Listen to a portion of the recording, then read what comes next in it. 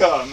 All right. Well, Here we are. yeah, welcome. I'm John. I'm Jacob. And this is the Heimer. Yes, produced by Schmidt. Schmidt. Thankfully, doing all the work behind the scenes. Yeah. Mr. Schmidt. All right. Good to see you, John. Yeah. What's good up? To see you too. What's been going on? What are we talking about today? Well, we're talking about hiking. Hiking. Yeah. Yeah. You had a bit of an adventure hiking recently. I just got back from a trip about a week ago. Yeah. Yeah. What? Tell us about it. It was a 2-night, 3-day hike. We did about 17 miles, my wife and I. And it rained pretty much the whole second day. Which was the first time we've ever been out on a trail, and it was just downpouring. We did have rain gear, so we had frog togs. Uh-huh. And it's kind of just a suit. My frog togs are bright yellow, because I thought it'd be funny if I was like this kind of Sasquatch looking thing, bright yellow in the forest, but yeah, so it showed mud. I was just covered in mud. Yeah. That was, my wife wanted to give up, and I thought about giving up too. But it stopped raining. We were able to find like a little outcrop, and we sat under there for 2 hours, had our lunch, which was nice. We got to relax, dry up a bit. Yeah. But when we got to our campsite, everything seemed better, and it seemed so much more rewarding at the campsite because we had just gone through this painful journey. Yeah. Painful, but rewarding. So you're glad you did it. Yeah, we weren't like in super pain. It was just miserable to be out there. Yeah, blisters and stuff like that. Yeah, I had some blisters going. Yeah. Like day 2 blisters type thing. Yeah. I will say, while we're talking about this, we're actually in a campground right now, so we have some of the natural sounds of The campground. Yeah. a kid with something in his spokes on his bicycle going by. Yeah. Yeah. He was popping wheelies earlier. Yeah. Well, so that was there a certain name of that trail, or is it? It was Mammoth Cave National Park. I'm not sure the trail actually had a name. It was multiple trails we kind of put together so we could create some sort of loop out of it. Mm-hmm. There wasn't an official loop though. Yeah. What's the longest hike you've ever done? In a single day? Well, I mean, in a That consecutive. was the longest. Total mileage. Total mileage of a journey. Yeah. Yeah. So you wanting to push that more? I mean, are you willing to? Oh yeah. Bump that up I then, think or? as long the third day of it was beautiful. It was sunny. Yeah. A slight breeze, no clouds in the sky. Just where we were on the trail too, it was very muddy. They allowed horses on the trail and they kind of tore it up.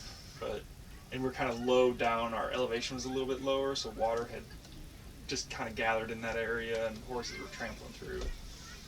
But on the third day, our elevation went up and less mucky and more green, lots of moss just all over. It's not summer yet or spring. It is spring. Yeah, I guess that was still technically winter. Yeah. I mean, by a week or something, but yeah. Yeah, but it's very green. The moss was nice to look at. The sun peeking through the forest. There's a nice little waterfall and a stream going by us. So Well, that was. I saw a little bit of the Green River going through Mammoth Cave, and it looked like it was kind of raging. I mean, it looked very full. Oh, it and, looked and- yeah. So the path went right along that Okay. river, and so we walked right by it. Did you cross the river? We did not cross that. No. Okay. I wasn't sure how that worked. Well, do you know about this trail? So I was just down at O'Bannon Woods State Park, and going through there's something called the Adventure Trail. Have you heard of that one? Adventure Trail. No, I haven't. It's maybe the 3rd or 4th longest trail in Indiana, or something like that. It's newer, I think, within the last 10 years, and I think it's 25 miles. But it's fairly rugged because when you're close to the Ohio River, as with the Mississippi, and most rivers create that terrain. that most of the adventure trail is quite up and down and fairly rugged and everything. But I thought about you when I saw it pop up on the map, and we actually saw people who were through hiking it. Well, I think they were. They had all the gear. Yeah. You know. So 25 miles. What's the? I mean, have you've been hiking? What's the longest you've gone? Well, I've never done one as long as what you just did. Just single day stuff. Have you ever done overnight? Yeah, lightly. Like I've done, like I've hiked in like 5 miles and then slept in a hammock in a cool spot, and then the next day walked 5 miles back to my car. That seems simple, right? I mean, if you that wanted to get couple out there and kind of be on your own, be away from everybody. Yeah, That's yeah. nice. I don't like to. I'm not as strong as you, and I don't think like carrying a lot of weight really takes away from some of the joy of being out there. You know, I know that sounds obvious to say, but like if it's just purely a workout, then it loses something for me. It's got to be also. I need to be able to watch a bird a little bit, notice some wildflowers, be in the place too. You know. Yeah, I would say it is harder to absorb your surroundings when you're trying to navigate perhaps more technical terrain with 30 pounds on your back. Yeah. Um, Is that about how much you were walking? How much were you carrying? it's about 30, depending on how much water we Yeah. had in our food situation, but yeah, averaging probably 30. Yeah. I went last year. I went actually in winter, and there wasn't any water, so we carried all of our water in with us, and that was about 40 pounds, and that was a bit much. I think that was my limit.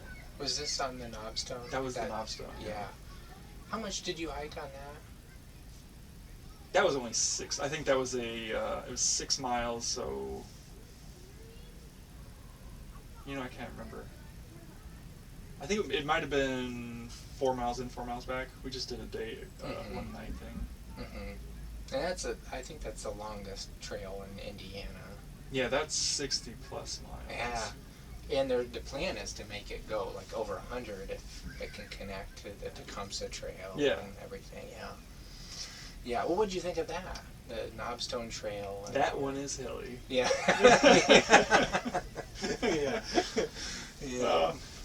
Glad it wasn't raining on that one, but yeah, those very steep hills, tall. At one point, I'm just like half a foot in front of the other going up a hill. Yeah. I didn't want to stop because I had a little bit of momentum going, and I might have been a little out of shape at that point too. Yeah. But, well, such is life. Yeah, it was a long winter, right? Yeah. Yeah. Are you hoping to get back to the Knobstone? Yeah. Yeah. I would like to do more of that. What do you think about the? I'm really expanding a lot from the Knobstone Trail. What do you think about the AT, about the Appalachian Trail? Like, after we completed the one we did last week, I was like, man, I'm ready for it. I want to do something bigger. I want to spend maybe not the whole through hike of AT, but definitely a section of it. Maybe take like a couple weeks and go out there and see what we can do. Yeah. Just for fun, what would your trail name be? Put you on the spot here. You know how everybody, Sparrow and something like So that. For everybody. why do people use trail names? I don't know. Is it they're protecting identity a little bit, or is it just for fun? Or I'm not sure exactly. Is there some sort of culture around that? Like, do you feel like more part of a group when you use a trail name? Maybe. I'm a hiker. Okay, so my trail name, if you have one, feel free to say it, but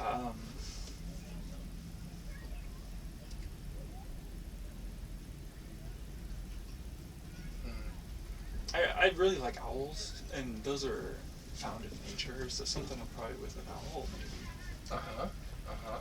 You'd be flying through the trail. Flying owl or something, Yeah. Huh. Fly in with like an apostrophe, no G. Yes, yeah, got it, yeah. Huh.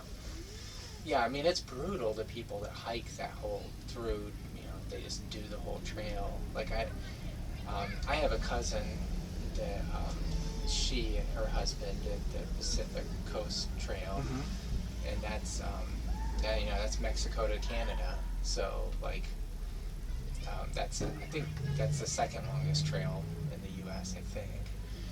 Um, Through deserts, and I mean it's a serious deal, and it of course changed them forever. But they wanted to do that before they had children. So basically, they got back to Bloomington and have started to have children and everything. But they wanted to do such a epic trail like that. I think the hardest thing for me to do that is just the logistics of everything. Because I mean, it takes probably a couple months, right? Do you know how long it took Yeah, that? I mean, yes, at least 3-6 months. Yeah, somewhere in there. I can't quite remember, but they actually vlogged it and stuff. Some they kind of trailed. Sorry about that pun, but trailed off on. Yeah, yeah, right. So it's neat that like their grandchildren and great grandchildren and so on will be able to watch some of that. Yeah. I mean, that goes from desert to snow, right? Yeah. Oh yeah. Yep. So like the logistics of that as well. It's like you have to pack certain things, and I know some people like will send ahead, like they'll send themselves a package at some post office, and they'll try to get there, and it'll be all like their snow gear. Yeah. So they can pack their snow gear and then send their desert gear home. Yeah. Yep. There's also a fair amount of trail angels. I think that's what they call them. So the people that are basically just full time hanging around to help people and. They're giving people rides to maybe this post office. Yeah, or just sometimes. Yeah. Sometimes they cook for people. Yeah. On the trail. They're just even a place to stay. I mean, I think my cousin they stopped, I don't know, a handful of times and stayed in a hotel when they could, and recuperated some of their energy and calories and everything. But, yeah. Well, what's the most you think you would feel okay about hiking in a day? Like if it was just one day. I don't mean consecutive days. I think I could get up. So we did. I think the longest we did was almost 7 miles. Mm-hmm. And though it was raining, and that was probably my limit for rain. It was muddy, rainy, hilly. However, on that third day, it was so sunny and so nice. The trail was nice. I probably could have doubled that. Yeah. So it really depends on your terrain and such. Yeah. I remember when I was a teenager, I think it was in 1990, so I think I was 15. The family in our station wagon, we were traveling, and we were at Glacier National Park, and my dad and I went on the Red Eagle Lake Trail, and that ended up being, I think, a 17-mile hike that day. And looking back now, I think, wow, how epic. Like, I thought I was hot stuff to do that, but, like, pretty cool that my dad was also doing it, like. Yeah. But that's the longest day hike by quite a bit that I've ever done, But when you're those kind of age, when you're 15, I don't know. Yeah, 17 miles, that's good.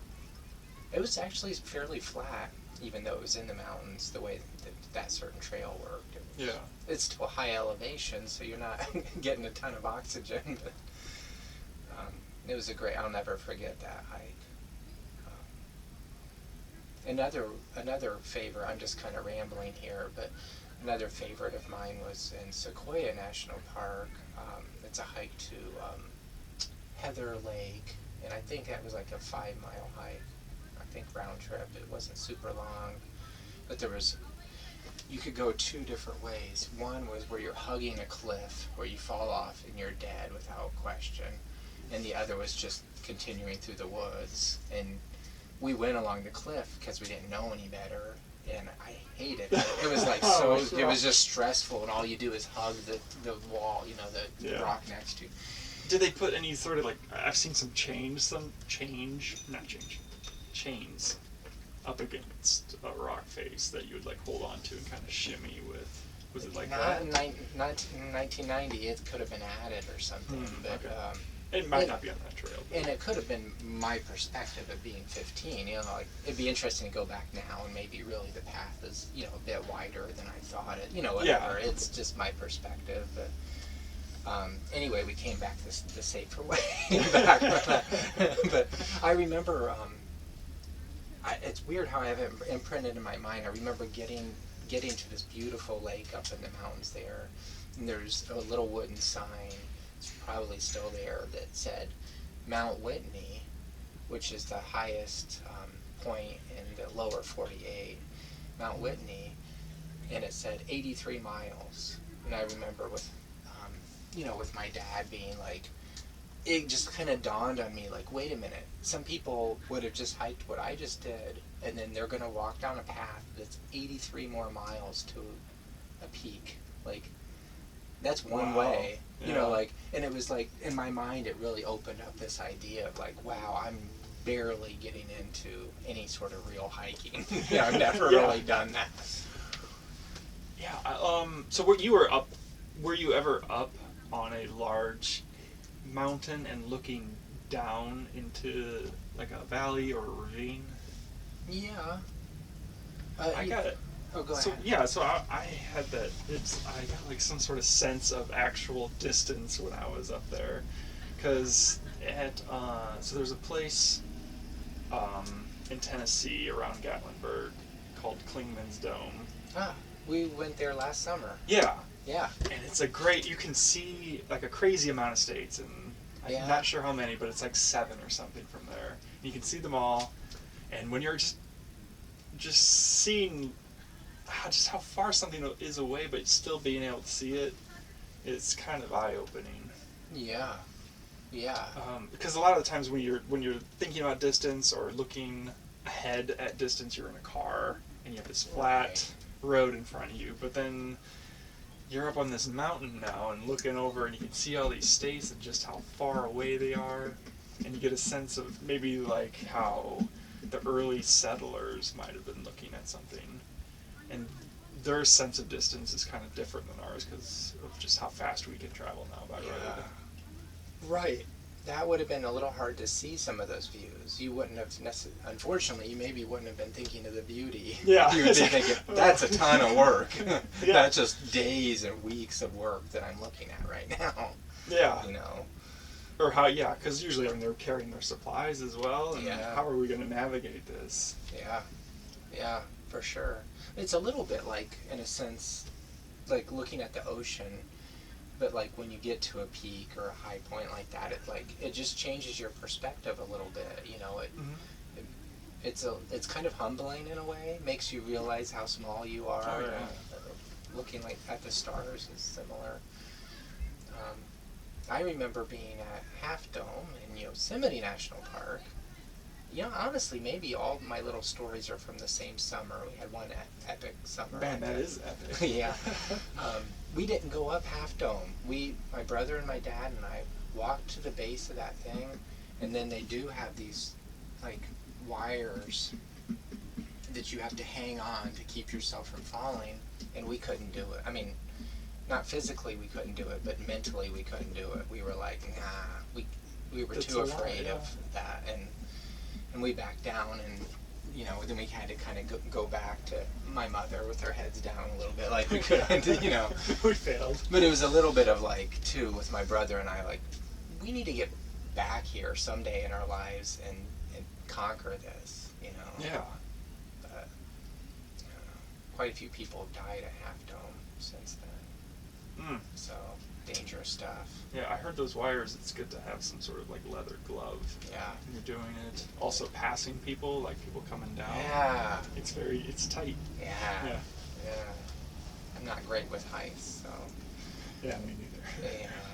Well, yeah, so you're going to keep going, huh? You have other trail ideas and things that you want to keep. Yeah, I think our very next one will probably be Knobstone again. Yeah. But after that, I really want to plan something out to Colorado. I'd really like to get out of the forest scene and see some mountains. Yeah. Well, I think you might know more about this than me, but I think it's just called the Colorado Trail, I think, that kind of goes north to south. I remember, there is, Yeah. I'm not quite sure how it traces to the state, but people love that trail. It's, I'm sure it's challenging, but and long, but yeah, great idea. Yeah. This is specifically, there's a trail and the name escapes me at the moment, but it's basically three or four valleys, and that's almost the name of it. And in each valley, there's a different kind of landmark almost. So one has a large lake is at the middle of one valley. The other one has a waterfall in it, and then the other one has something else. Mm-hmm. And so you can set it up so you can camp at each one. So you hike into the valley one night, and you can then sleep by the lake. You hike to the next one, you can sleep by the waterfall. So that's cool. that's my major trip up Yeah. there. And I think that one's 26 miles. Okay. So it's not too bad. Yeah. Like, it's definitely, I take a week off, go out there and do it. Yeah. Yeah. Well, who knows? Maybe someday you'll be a YouTuber. Isn't that interesting that these people? And we could bring your camper out. Yeah, take the camper as a home base, kind of. Yeah. Have you officially named your camper yet? Well, there's two names floating. Mm-hmm. One, the Heimer. After It's the sort show. of working because of the show, but I think Lucy is the main name because I love Lucy. You know, Lucille Ball has that great movie of where they go in the camper. And when we got this camper, there was a poster of her in here. You know, same era and everything like that. So Lucy is what a lot of people call her. Okay. Yeah. Yeah. Yeah. Okay, so when you go out on hikes, what are you like? Why do you go on hikes? What motivates you to go hike? Yeah. Well, the time of year matters a lot. I don't handle mosquitoes very well. Like I find them nagging and everything. And they also kind of force me to kind of keep moving. I feel like if I stop in a lot of places in Indiana anyway, they'll come in on you and you have to swarms of them. Yeah. I don't like that. So what motivates me, what would be ideal is a hike that I never care about a time that I do a hike in or anything like that. A time during the day or a season? Length of time. Oh, okay. I don't, or anything. Even the length of the hike. I don't have a lot of machoism about whether it's 10 or 12 miles or For me, there's a couple things. I love nature and I love to. I'm a bird watcher, and I like to be able to stop and look at a weird fungi on this log and look in a creek for fossils a little bit. So I'm kind of like this slow, rambling hiker, Yeah, so you really explore your area. I try to. Yeah. I kind of feel like if you just at some point, if you're head down and you're just trying to finish the hike, then it's still valuable. It's like an exercise then, and you're sort of cleansing your mind, and I still like it. There's a lot of value with that. But for me, ideally, I would be learning and absorbing. Well, I think we should go on a hike then together, because I've always wanted to do that, but I think I'm leaning more the other way, that I love the sense of accomplishment for finishing something that seems out of reach at the time. Yeah.